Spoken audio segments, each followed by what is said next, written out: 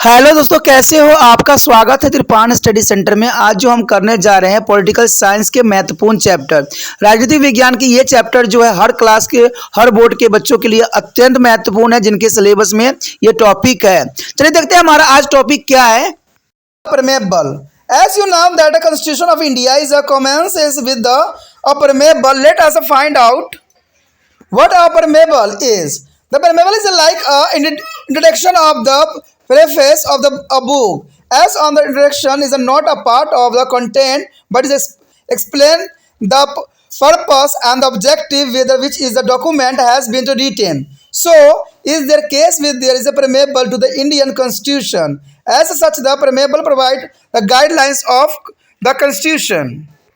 So here is a notice: the Constitution of India is permeable. We the people of the India having the Solomoni is a resolve to the Constitution India is to the society and the circular democratic republic and the score there all the citizen justice social economic and political liberties through the expression belief faith and worship and equality of state of opportunity and to promote to among them all and the fragmentary it is assumed to the density of the individually and their unity of integrity of the nations. In our constituent is the assembly this is 26th day of the November 1949 do a herballs adopt is the integument give to be a is absorbed in this is the constitutions. कहते अगर देखा जाए तो प्रस्तावना में जैसे कि आप जानते हैं कि भारतीय संविधान की शुरुआत एक प्रस्तावना के साथ ही हुई थी। तो कहते हैं कि प्रस्तावना किसे कहते हैं? प्रस्तावना किसी पुस्तक की भूमिका के समान ही होता है। कहते हैं भूमिका के रूप में प्रस्तावना संविधान के उपबंधों का भाग नहीं है, परंतु यह संविधान निर्माताओं के उद्देश्य व लक्ष्य की व्याख्या भी करता है। भारतीय संविधान की प्रस्तावना भी इसी रूप में है और इस प्रकार वो प्रस्तावना संविधान को मार्गदर्शक देता है। जो प्रस्तावना भारत में पेश किया गया उसका कुछ नमूना जो हमारे समक्ष यहाँ दिया गया है। कहते हैं भारत संविधान की प्रस्तावना इस प्रकार थी कि भारत के संविधान का प्रस्तावना हम भारत के लोग हैं, भारत को एक संपूर्ण प्रभुत्व संपन्न समाजवादी धर्मनिरपेक्ष लोकतांत्रिक गणराज्य बनाने के लिए तथा उसको समस्त नागरिक को सामाजिक आर्थिक राजनीतिक न्याय विचार व्यक्ति विश्वास और आस्था एवं उपासना की स्वतंत्रता प्रतिष्ठा और अवसर की समानता प्राप्त करने के लिए सब में जो है व्यक्ति की गरिमा और राष्ट्र की एकता एवं अखंडता सुनिश्चित करने वाले बनता बनाने के लिए दृढ़ संकल्प होकर अपनी इस संविधान सभा में आज तारीख 26 नवंबर 1949 ईस्वी को इस संविधान को अंकित अधिनियमित और आत्मसमर्पित करते हैं। ये जो था भारतीय संविधान की प्रस्तावना थी। है एक प्रशासनिक संरचना के बारे में दूसरा स्वतंत्र भारत द्वारा प्राप्त किए जाने वाले आदर्शों के विषय में। यही कारण है कि संविधान को समझने के लिए प्रस्तावना कुंजी माना जा सकता है। प्रस्तावना वर्णित लक्ष्य इस प्रकार है कि भारत एक संप्रभु समाजवादी धर्मनिरपेक्ष एवं लोकतांत्रिक गणराज्य के रूप में है। ठीक है, सभी भारतीय नागरिकों के लिए प्रावधान है, यानी न्याय सामाजिक आर्थिक और राजनीतिक होनी चाहिए, स्वतंत्रता विचार और व्यक्त विश्वास आस्था एवं उपासना की सामान्य जो प्रतिष्ठा तथा अवसर दी जानी चाहिए, बंधुता व्यक्तियों की गरिमा तथा राष्ट्र की एकता का अखंडता के रूप में होनी चाहिए। तो इसके कुछ बातें जो है हम देखेंगे आगे। The next topic is surveillance and socialist, secular and democratic republics. The first here topic is the sovereignty. Sovereignty is one of the foremost element of an independent state. It's mean to the absolute there's an independence, a government which are not controlled by any other power, internal and external. A country cannot have its own constitution without being to the surveillance. India is the sovereign country. It is free from to the external control. It can frame. It is a policy. India is free to the formulate its own foreign policy. The next year, socialist. The word is socialist was not there is the permeable of the constitutions and in it is the original form. In 1976, the 42 as amendments of the constitution is incorporated socialist and secular in their permeable. The word socialism has been used in the context of the economical planning. It is signifies a major role in the economics. It is also mean a commitment of attain ideal like a removal of inequalities and provision of the minimum basic is necessary at all, equal to play to equal work. And when you read about the directive principle of the state policy, you will be see how this is idea has been to the incorporative as well as a particular implement in the constitution. The next here is a secularism. So what do you mean the secularism here? In the contents of secularism in India, it said that India is a neither religious and nor a irreligious, nor anti-religious. Now that does is this imply? It is implies that in India there will be no state religion. The state will be not be support any particular religion out of public found. This is has two implication is every individual in the free to be believe in a particular any of religion he she is belong to, and the state will be not discriminated meant against by the individually or group on their basis of religion. The next here is a democratic republic. As you have noticed, we'll be reading the preamble of constitution, and that the constitution belong to the people of India. The last line of the preamble say is hereby the adopt or enact of and give to the ourselves the constitution. In fact, democratic principle of their country flow from this preamble, last line of preamble, and democracy is generally known as a government of people by the people and for the people. There is the most important here. A democracy is generally known as a government of the people and by the people and for a people. Effectively, this means that a government is elected by the people. It is responsible and is accountable to be a people. Their democratic principles are highlighted with the provision of the universal adult franchise, and the election is a fundamental right and responsible of government, and this you will be read is a subsequently is a lesson. The preamble is also declare India is a republic. It means that is the head of state is their president who is indirectly elected, and he is not a hereditary of rulers as a case of British is a marches. And under chapter is the union executive you will be read the detail about the election of president of India. हमारा जो अगला topic है अत्यंत महत्वपूर्ण है, संप्रभु, समाजवादी और पंथ निरपेक्ष लोकतांत्रिक गणराज्य।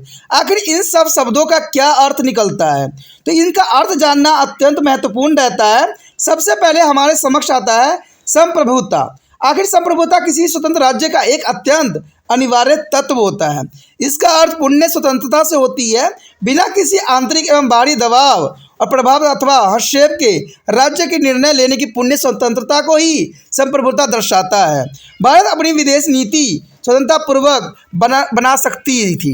एक देश संप्रभुता बिना अपनी संविधान नहीं बना सकता। देखिए, जब तक कोई देश पूरी तरह से संप्रभुता न हो तब तक अपनी संविधान नहीं बना सकता, क्योंकि अगर आपने देखा होगा तो अमेरिका जब आज़ाद हो गया था तब जाके अपना संविधान का निर्माण किया था और उसी संविधान के लेके आज तक लोग चल रहे हैं।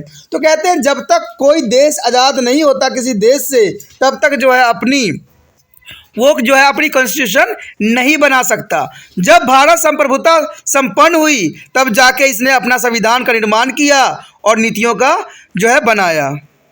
उसके पश्चात हमारे समक्ष है समाजवादी। देखिए, भारतीय संविधान की प्रस्तावना में समाजवादी शब्द आरंभ में नहीं था, और देखें तो 1976 में जो 42वें संशोधन के द्वारा समाजवादी एवं पथ निरपेक्ष शब्दों को संविधान की प्रस्तावना में जोड़ा गया। कहते समाजवाद शब्द का प्रयोग आर्थिक नियोजन के संदर्भ में हुआ। इसका अभिप्राय यह है कि असमानताओं का निराकरण करने, सब लोगों की न्यूनतम जो है मूलभूत आवश्यकताओं की पूर्ति करने, सामान्य कार्य के लिए सामान्य वेतन देने जैसे आदर्शों की प्राप्ति के लिए प्रतिबद्धता सिद्ध हुई। ये सभी लक्ष्य नीति निर्देश सिद्धांतों के अंतर्गत दिए गए थे, जिन्हें आप अगले अध्याय में पढ़ेंगे। अगला अध्याय जो होगा हमारा नीति निर्देश सिद्धांतों के ऊपर होगा, जो कि आपके लिए अत्यंत महत्वपूर्ण रहेगा। ये संविधान में कैसे सम्मिलित तथा कैसे लागू हुए उसके विषय में भी हम चर्चा करेंगे। अगला जो हमारा है पंथ निरपेक्षता। कहते हैं पंथ निरपेक्षता क्या होती है, तो ये तो आप सेक्युलरिज्म समझते ही होंगे क्या होता है। भारत में पंथ निरपेक्षता के संदर्भ में कहा गया है कि भारत न तो धार्मिक है न अधार्मिक है और न ही धर्म के खिलाफ है। इसका अभिप्राय क्या है? इसका अभिप्राय है कि भारत में राज्य कोई धर्म नहीं होगा तथा राज्य सार्वजनिक धन द्वारा किसी धर्म को प्रोत्साहित भी नहीं करेगा। इसके दो पहलू होंगे। प्रथम, प्रत्येक व्यक्ति किसी भी धर्म में विश्वास करने व पालन करने के स्वतंत्र होगा, और दूसरी बात ये होगा कि राज्य किसी भी व्यक्ति या समुदाय में धर्म के आधार पर भेदभाव नहीं कर सकती। यानी पथ निरपेक्ष या सेकुलरिज्म का मतलब यही होता है कि कोई भी राज्य का अपना कोई धर्म नहीं होता, ना तो वह धर्म को मान्यता देती है, ना धर्म के खिलाफ होती है, ठीक है, ना ही अधार्मिक भी माना जा सकता है। कहते हैं कोई भी व्यक्ति कोई भी धर्म अपना सकता है, इसमें राज्य का कोई भी अपना जो है व्यक्तिगत विचारधारा नहीं हो सकता। उसके पश्चात हमारे समक्ष है लोकतांत्रिक गणराज्य। देखिए, लोकतांत्रिक गणराज्य का मतलब यही होता है कि जहां जनता की राज हो। संविधान की प्रस्तावना को पढ़ते समय आपने देखा हो कि संविधान भारत के जनहित में निहित है। प्रस्तावना के अंतिम पंक्ति में लिखा गया था कि संविधान को अंकित, अधिनियमित और आत्मसमर्पित करते हैं। वास्तव में प्रस्तावना की इस पंक्ति से ही देश के जो है प्रजातांत्रिक सिद्धांतों का विकास हुआ है। लोकतंत्र का अर्थ आमतौर पर देश की जनता के द्वारा व जनता के लिए सरकार की गठन माना जाता है। तो इसका अर्थ है कि सरकार जनता द्वारा निर्वाचित तथा जनता के प्रति ही उत्तरदायी होती है। सार्वभौमिक व्यास मताधिकार, चुनाव, मौलिक अधिकार, जवाबदेह सरकार जैसे प्रावधानों के मध्य से लोकतांत्रिक सिद्धांत व्यवहारिक होते हैं। अब अगले अध्याय में इसके बारे में जो है विस्तार से जानेंगे भी और समझेंगे भी। प्रस्तावना में भारत के गणराज्य कहा गया है। इसका अर्थ यह है कि राज्य का अध्यक्ष राष्ट्रपति है, जो कि अप्रत्यक्ष रूप से निर्वाचित होती है, और ब्रिटेन के जो है राज्य प्रमुख के सामान्य अनुवांशिक आधार पर नहीं। देखिए, भारत में देखा जाए तो राष्ट्रपति जो होता है इसका मुख्य रूप में अप्रत्यक्ष रूप से जो है चुना जाता है। अगर अमेरिका में आप देखोगे तो वहाँ प्रत्यक्ष रूप से चुना जाता है, और वही आप ब्रिटेन में भी देखोगे तो ब्रिटेन में जो होता है राज्य प्रमुख के सामान्य अनुवांशिकता के आधार पर नहीं वहाँ चुनी जाती है। यानी राजा जो होता है वहाँ पर एक पीढ़ी से दूसरे पीढ़ी में स्थानांतरित होते रहते हैं। इन तीन देशों की तुलना ने ये बात तो साफ साबित कर दिया कि भारत जो है लोकतंत्र गणराज्य है। अगर आपने भी समझा भी होगा तो आपको पता लग गया होगा कि ब्रिटिश में जो है वहाँ पर जो है वंशानुक्रम चलता है, यानी वंश के बाद दूसरा वंश राष्ट्रपति के लिए मनोनीत किया जाता है। लेकिन अमेरिका में अगर आप जाओगे तो अमेरिका में वहाँ पर जो है कहते हैं अमेरिका में जो है प्रत्यक्ष चुनाव होता है, और भारत में राष्ट्रपति के चुनाव जो होता है अप्रत्यक्ष चुनाव होता है। तो ये सारी बातें साफ शब्दों में ये बताती है कि कौन देश गणराज्य है और किस देश में जनता की राज चलती है। क्योंकि राष्ट्रपति और यहाँ पर भारत में प्रधानमंत्री कहते हैं बहुत ही अलग अलग यहाँ विचारधाराओं से निर्मित होती है। अमेरिका में राष्ट्रपति सारे कार्यविधि चलाता है, लेकिन भारत में देखा जाए तो राष्ट्रपति जो है नाम मात्र का ही होता है, सारी शक्ति प्रधानमंत्री के अंतर्गत ही होता है, और प्रधानमंत्री सारे देश में जो निर्णय लेता है, लेकिन अंतिम फैसला हमारे देश के राष्ट्रपति के ही होते हैं। Our next topic is justice, liberties and equality. What do you mean to justice, liberty and equality here? The struggle for the freedom was not only against the British rule, but their struggle should also use and in an era of the restoring the dignity of the man and woman, the removal of poverty and the end of all types of explanations, and such a strong motivation and the cherished.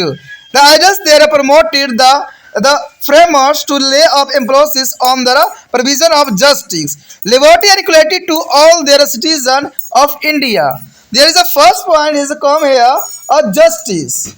Justice promotes to be given people that there is an entire in the term of a basic right of the is a food, cloth, housing and participation in the decision making and living with the dignities as a human beings and the permeable cover all this is a dimension of justice, social, economic and politics. Besides, there is a granting of a political justice in form of universal adult franchise are there represented from the democracy. You will reach and social economic justice in the next lesson.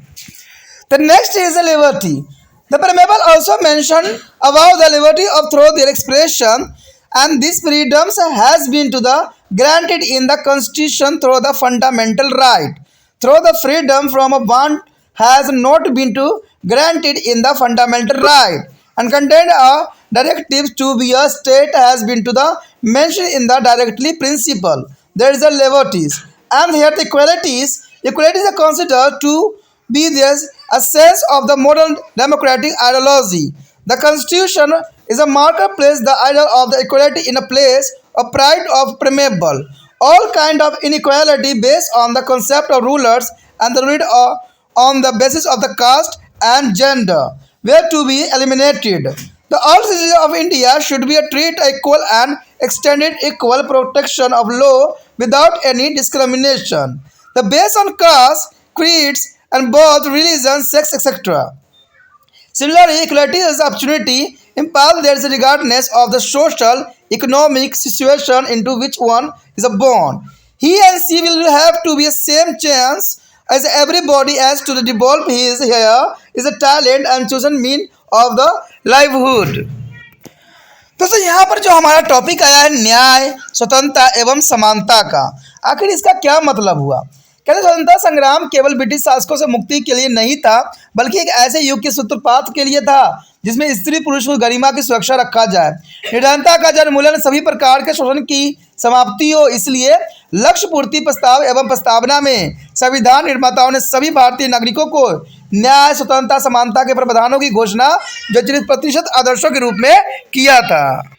उसके पश्चात हमारा अगला है जो है न्याय। कहते हैं न्याय लोगों की आधारभूत सुविधाएं जैसे भोजन, वस्त्र, आवास प्रदान करने के साथ साथ उनके निर्णय प्रक्रिया में भागीदारी बनाता है तथा उन्हें जो गरिमा युक्त जीवन बिताने के अवसर भी और आर्थिक व राजनीतिक न्याय एवं प्रतिनिधि जो है प्रजातंत्र के रूप में प्रदान भी करता है। सामाजिक आर्थिक न्याय जो है आप अगले चैप्टर में पढ़ोगे, जो कि बहुत काफ़ी इंपॉर्टेंट भी आपके लिए रहेगा। अगर बात करें हम स्वतंत्रता का, तो कहते हैं प्रस्तावना में विचार एवं व्यक्ति की स्वतंत्रता का भी उल्लेख किया गया है और संविधान में इस प्रकार की स्वतंत्रता को मौलिक अधिकार के द्वारा सुनिश्चित भी किया गया है। जरूरतों की स्वतंत्रता की गारंटी मौलिक अधिकार से नहीं है, परंतु इसके बारे में निर्देशिक सिद्धांत और राज्यों में कुछ निर्देशक दिए भी गए हैं। उसके पश्चात हमारे समक्ष है समानता। कहते समानता की आधुनिक लोकतांत्रिक विचारधारा का तत्व माना जाता है। संविधान निर्माताओं ने समानता को आदर्श को असीमितता के रूप में प्रस्तावना में शामिल भी किया था। असमानता के सभी प्रकार, चाहे वह शासक तथा शासित के आधार पर हो या जाति या लिंग के आधार पर हो, दूर किए जाने चाहिए। भारत के सभी नागरिकों को सामान्य व्यवहार करना चाहिए तथा कानून का सामान्य संरक्षण भी मिलना चाहिए। जाति, वंश, जन्म, धर्म, लिंग आदि के आधार पर भेदभाव नहीं करना चाहिए।